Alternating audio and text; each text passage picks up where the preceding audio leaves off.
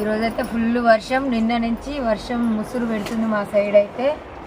బయట అడుగు పెట్టొచ్చేటట్టు లేదు. నిన్న మొన్న అయితే వర్షాలు లేవు అనేసరికి దేవుడు కరుణించిండు, మంచి వర్షాలు పడుతుంది. ఈరోజైతే అమ్మ దోసకాయ పచ్చడి, రోటి పచ్చడి చేసింది.